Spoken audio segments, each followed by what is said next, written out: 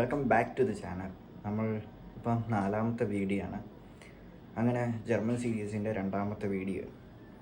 എല്ലാവരും കഴിഞ്ഞ പ്രാവശ്യം പറഞ്ഞതെല്ലാം ഓർത്ത് വെച്ചേക്കുവാണെന്ന് എനിക്ക് തോന്നുന്നു, വിശ്വസിക്കുന്നു. എന്തായാലും ഞാൻ കുറച്ച് ദിവസത്തേക്ക് ലാഗ് വന്നു. അത് വേറൊന്നും കൊണ്ടല്ല, എനിക്ക് വേറെ കുറച്ച് പ്രോജക്റ്റ്സ് ഉണ്ടായിരുന്നു. അതെല്ലാം കംപ്ലീറ്റ് ആക്കിയിട്ട് വേണം ഞാൻ ഇങ്ങനത്തെ ഒരു വീഡിയോ ക്രിയേറ്റ് ചെയ്യാൻ വേണ്ടിയിട്ട്. അതിനുവേണ്ടി എനിക്ക് ടൈം കിട്ടുന്നില്ല. അങ്ങനത്തെ കുറച്ച് പ്രോബ്ലംസ് ഉണ്ട്. എന്ത് പറഞ്ഞാലും ഞാനിത് കംപ്ലീറ്റ് ആക്കും. ഇത് കുറച്ച് ടൈം പിടിക്കുന്നതാണ്, നിങ്ങൾ കുറച്ച് ക്ഷമിക്കണം. നമ്മൾ കഴിഞ്ഞ ദിവസം പഠിച്ച hello, good and tag. So നമുക്ക് യൂസ് ചെയ്യാണ്ട് പറ്റും. ഇപ്പോൾ എനിക്ക് വീഡിയോക്കകത്താണെങ്കിലും ഗുഡ് ആൻഡ് ടാഗ്. ഇന്നിനി പഠിക്കാണ്ട് പോകുന്നത് ആൽഫബറ്റ്സാണ്. Alphabets in German. It's very different from alphabet in English. Almost എല്ലാവരും അത് വാച്ച് ചെയ്തിട്ടുണ്ടായിരിക്കും. എന്നാലും അത് പറയണമല്ലോ നമ്മുടെ ചാനലിനകത്ത്. പഠിക്കുന്നവർക്ക് കുറച്ചും കൂടെ ഒരു അറിവ് കിട്ടത്തുള്ളൂ.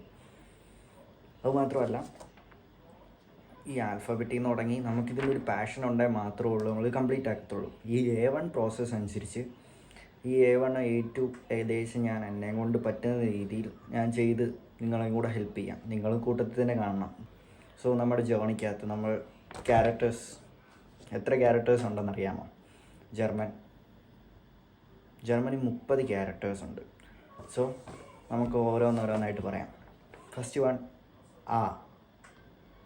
A for apple, B, C, D, E, F, G, H, I, J, K, L, M, N, N, P, Q, R, S, T, O, V, W, X, Y, Z. German letters and ഇതെല്ലാം എഴുതി കാണിക്കുന്നുണ്ട്. അതുപോലെ തന്നെ നമുക്ക് ഒരു 4 characters extra ഉണ്ട്. ഒന്ന് A umlaut. umlaut എന്ന് പറയുന്നത് എയുടെ മണ്ടയിൽ ഇങ്ങനെ 2 പോയിന്റുകൾ വെക്കുന്നതാണ്. വലിയ ഐക്കകത്തും ചെറിയ ഐക്കകത്തും. അതും ഓയ്ക്കകത്താണെങ്കിലും അതിൻ്റെ മേളിലും 2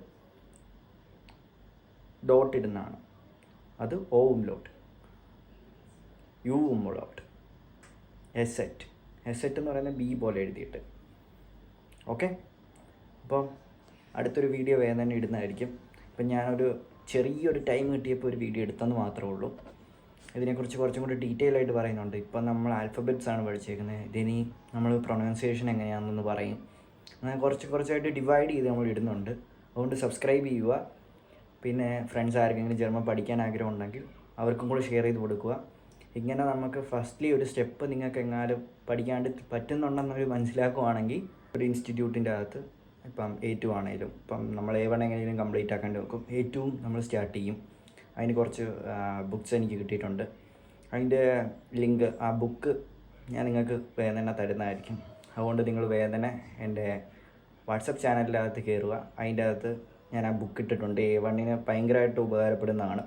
അതെല്ലാവരും ഡൗൺലോഡ് ചെയ്യുക. അത് എല്ലാ ദിവസവും നോക്കുക. അത് ഏകദേശം ഒന്നും മനസ്സിലാകത്തില്ല.